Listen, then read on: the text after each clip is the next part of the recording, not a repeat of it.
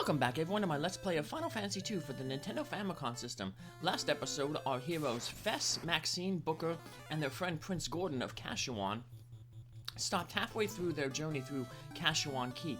They're journeying through this keep to try to find the Egil Torch so that they can take the sunfire, which is a special fire burning in the entrance to the keep, so they can transfer it out of here and use it to potentially destroy the Dreadnaught, the Empire's super weapon. So, unfortunately, they had to stop halfway, take a little break, because this keep has now been monster infested ever since, I guess, the Kashuan family was forced out of the keep. If you look at the world map, Kashuan Keep is very close to where the Empire's castle is. So, it would make sense that I guess Kashuan was one of their first targets. So, but we're gonna continue on through the keep to try to find our target, that Egil Torch. So, we're gonna unfortunately pass through these bunch of these were-rats here. These are, if you were training somebody on staffs, this is where that were-staff, the were-buster staff that we just got would be really, really good, because it would deal extra damage to these were enemies.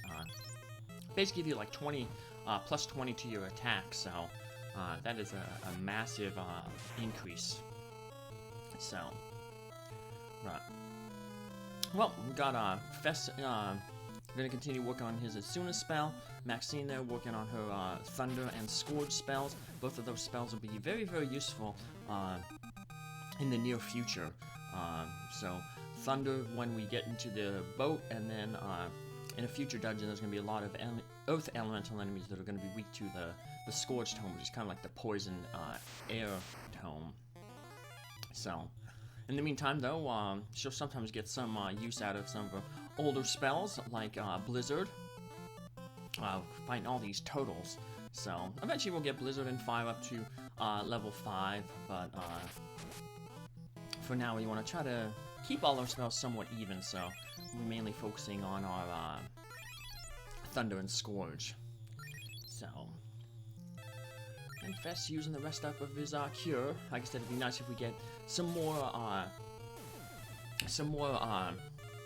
magic points for Fess. So, magic, if you use basically 50% of your MP in a battle, you have a good chance of getting an MP increase, so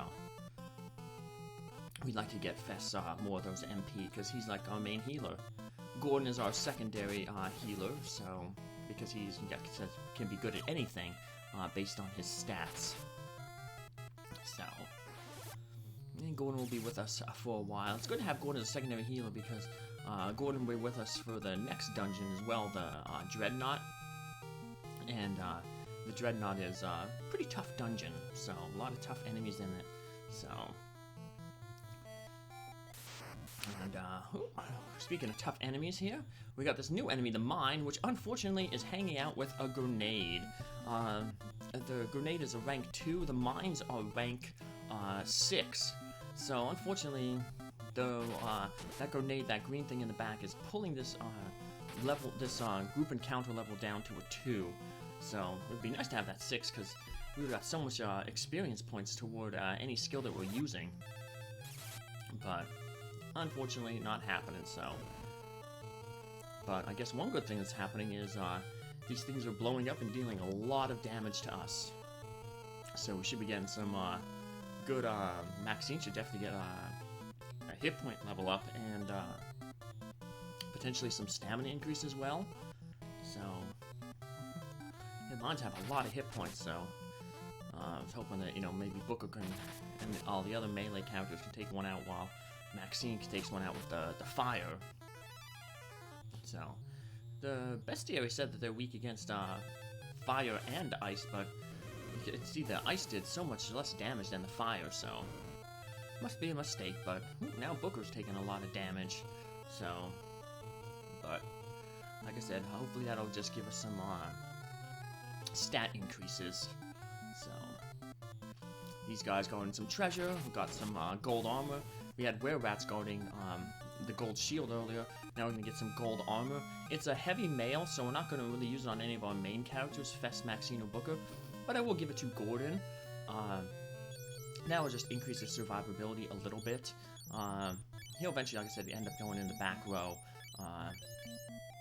but just give him a little bit of more survivability. So, gonna use up a bunch of my potions here because they're not as important now that we have a secondary healer with Gordon, and I gotta make room for my inventory. There's still a few more treasure chests that you want to get in here, and so we're gonna need that space not only for the treasure here, but we're also gonna need the space for the Egil Torch. So we'll get that special item, and then the sunfire. So we'll need at least 5 empty inventory spaces here. So I'll also use up those potions. So Fess will use his ether, because healing is going to be very, very important in the boss battle. So, at least especially for the first 4 turns.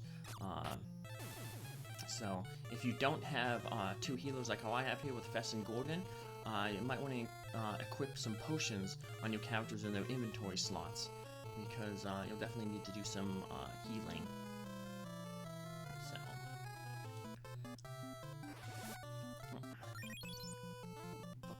Fess can heal Booker there. Yeah, we're going to try to do most of our healing in battle. I was just so low with Maxine, and well, not necessarily Booker, but Maxine definitely did some healing outside of battle just to be safe. I'm going to try, like I said, to keep most of my healing that I do in battle, so that I can try to gain some spirit and maybe some MP increases with Fess. Eventually, Maxine won't need too much worried about getting much more MP, because eventually we'll find a spell that allows her to draw MP from enemies. So there's only one of those spells in the game you can find in a treasure box, but there is an enemy that drops that tome. So if you get lucky and a second enemy drops an enemy drops that second tome, then you can throw it on your white mage. Even though it's a black magic tome, even at level 1 with, you know, low intelligence, which your white mage will probably have, it can still pull up enough MP that you won't have to worry about ethers. So, alright, we got a good old ogre mage there. They're good because they can cast those spells that hit everybody, almost guarantees hit point increase. As long as they don't use that blind spell. Blind 4 is the worst one, because remember, when you blinded or have a permanent status effect, it doesn't necessarily have to be blind, then you won't gain stats. So, but luckily Fess has used his ether, so he has 2 empty inventory slots now. So if need be, if someone was blinded or inflicted with poison, the permanent poison status ailment, he could de-equip both his sword and his shield, and remove all those penalties that he takes from using the from using white magic with weapons and armor. So, speaking of Insunan, has a base accuracy rank of 50, and then you add your spirit to it for your accuracy, and then of course then you minus the penalties that you have, which would bring it down basically to 0 with the sword and the shield. At level 1, it cures the darkness status, level 2, the poison status, level 3, the curse status, level 4, amnesia, which means that you can't cast spells. It's basically like your mute status in future Final Fantasies. At level 5, it cures the toad status. At level 6, it cures the petrify status. And at level 7, actually can bring people back from KO. So basically all we need to do is get it to level 7. And then we don't have to work on it anymore, because after level 7, it doesn't, you know, do anything. Now, of course, you would have more castings of it, so there's more chance that each of those go through, but theoretically you could stop it at 7 if you have, like, no penalty. Because most likely all the things are going to go through. All the castings will go through. Outside of battle, though, it actually, cures status ailments +1. So, like, in Suna 1, outside of battle, will cure darkness and poison. It's just that in battle is where you want to raise it, so. It's the Guardian of the Egil Torch, the Red Soul. So, this guy is really, really difficult. Especially for the first 4 turns. he's going to cast, he has 32 MP, so he's going to cast level 8 spells 4 times in a row, and then he uses up all his MP. So this is why you want that healing, so that you can heal your characters, because as you can see, if we took 4 shots of that, whatchamacallit, 4 shots of those level 8 magic spells, yeah, we wouldn't be able to survive. So, as you can see, we're doing quite a number on us with that preemptive strike that he had against this unexpected attack. I don't know how he got an unexpected attack on us when we saw that he was the Guardian there. So, you figured we'd all be ready, but story and gameplay mechanics separated. So, this guy is annoying because for the most part, most of the bosses that we've been taking out, we've been fighting, doing a lot of damage with Maxine and her black magic. This guy absorbs all spells, so no matter what you hit him with, he's going to gain hit points back. And he has massive defense, so it's really hard to deal damage with him with weapons. So what we're trying to do is we're trying to have Booker use the Ancient Sword to coast him to cut his defense in half, and then that way we can actually deal some damage with Booker, Fess, and Gordon. So, now once he loses his first 4 turns and uses up all his MP, he becomes much, much easier because he can only single target, but still it's, you know, a long battle. We got the coast there finally, nice. So now we can actually start doing some decent damage to him. Like I said, the main thing is that he can't hit him with the black magic, and that's been our main offensive way to take care of bosses who tend to have really high defense. So, now, if you were lucky, the magicians that we fought, we were doing a little bit of grinding, the magicians we fought, they could potentially use the drop the Berserk Tome. And the Berserk Tome basically increases your character's offense, makes them stronger, and it stacks. I think it's like 10% each time, so you can just keep popping that spell on your characters over and over and over again, make them very, very powerful. Unfortunately, we didn't get that. If I did get that, that's what Maxine will be working on. She'd be just casting that Berserk Tome on Booker over and over again to make him deal a whole bunch of damage. Didn't get that though, so we're just going to go slow and steady and just take him out as we can with Booker, hoping for a bunch of critical hits. One thing you could do, but I have my obsessive compulsive, if you're really good at keeping track of hit points, you can de-equip the shield for like your damage dealers, and then they would get a little bit of an attack bonus because they're swinging two-handed, and then you can re-equip the shield like before you finish the guy off. But I'd rather just take up a few extra rounds of combat rather than potentially risk defeating this guy and then not have the shield equipped, and then I wouldn't have that bonus to the shield that I would have got. So, as long as you re-equip the shield, so even if, say, I could take 10 turns to beat this guy, and 9 of those turns you didn't have the shield, as long as you equip the shield before you defeat him on the 10th turn, the shield will get points for all of the rounds of combat. So, but, you know, I didn't want to risk that, so I just took the bat a little bit slower, but that's good because it means that we have more chances to evade his attacks. He doesn't have really good accuracy, so we're avoiding a lot of attacks. That'll help raise our evasion, potentially get some agility stats. In the meantime, to make Maxine not useless, what she's doing is she's basically casting the Scourge spell on mainly Booker and Gordon. And that's just getting her points in her Scourge spell. And Booker and Gordon aren't taking much damage from that spell because they have gold equipment. And gold equipment, remember, resists the poison element. So, and then to make sure that, you know, they, you know, I'm not artificially increasing their hit point growth, I'm making sure that whoever's getting hit with those spells is getting, like, healed up, so...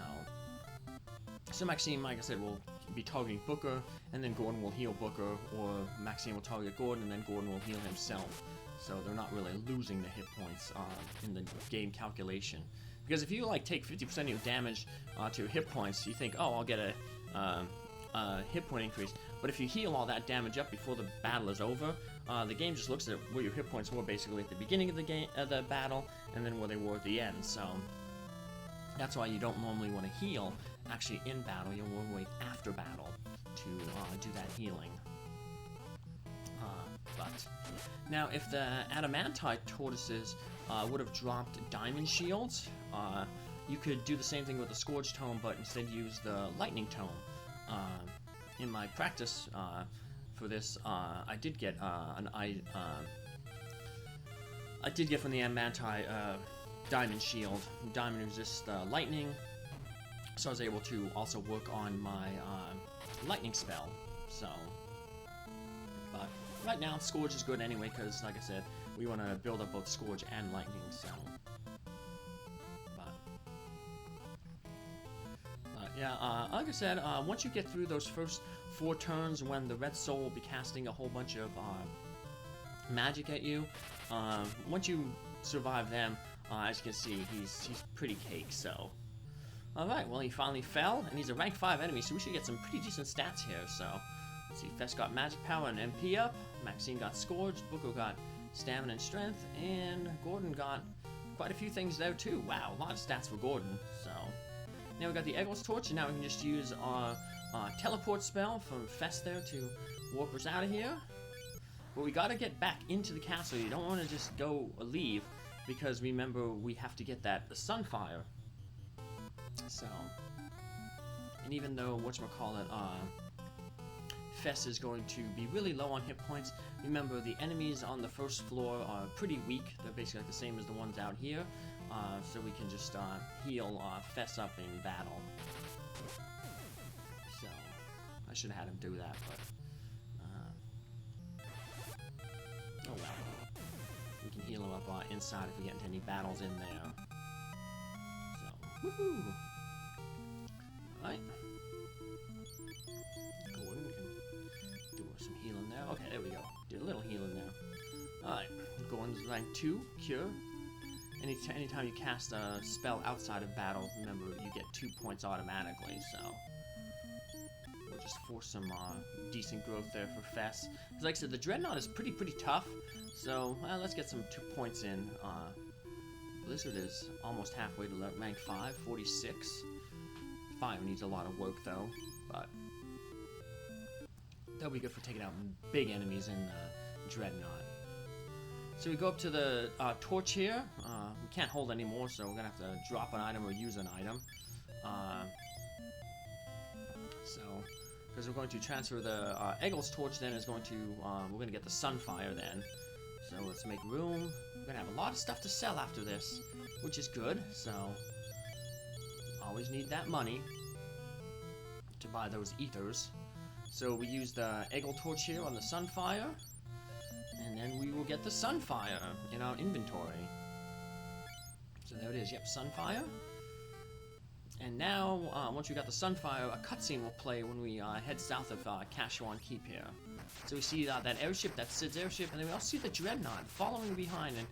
And if at the very end there, you can see it kind of got sucked up into the Dreadnaught, like a tractor beam. So kind of like the Corellian Corvette, or was it Tatooine 4, I think it was?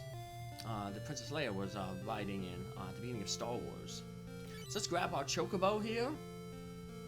And that way we can start walking around the world map without encounters. So Kashuan Keep, to the south of it, is this big desert. And that's where the arena and the Palamecia Empire castle's at, in the mountains there. So because it's in the mountains, it's inaccessible. We can't just go there right now and, say, attack the Empire. But I want to go down this way because, hey, that's where the Dreadnaught is. Show you where the Dreadnaught is. People in the towns will let you know where the Dreadnaught is, though, so it's not like a surprise, like, where am I going to find the Dreadnaught? When you talk with some of the folks around the world, they will let you know where the Dreadnaught's located, so the game ain't gonna, may not necessarily hold your hand, but it's not going to let you explore willy-nilly. It will give you an indication. They say, yeah, hey, the Dreadnaught's basically has a supply depot to the north of Finn. So like, gives you direction. Hey, let's head north of Finn. And eventually the land narrows to the point where you're going to run into the Dreadnaught. So I'm basically just running around the world here a little bit, because I'm going to try to head back to Poft. And that's where Sid is from, to see if, was Sid captured on that airship? Was Sid the one driving that airship? So, we're back in the desert there. Kashuan Keep there is over to the left. Yeah, the world wraps around in on itself, so... The short little chocobo thing, it's only like 2 beats or 2 measures or something like that. I'm not a music person, but it's definitely a short song compared to future versions of the chocobo theme. So... But yeah, chocobos first came into existence here in this game, so... But here we are outside of Poft. And we're gonna make a quick save here and head on in and see if Sid's around, if our Sid was captured in that airship. Take care, have a good day. Bye.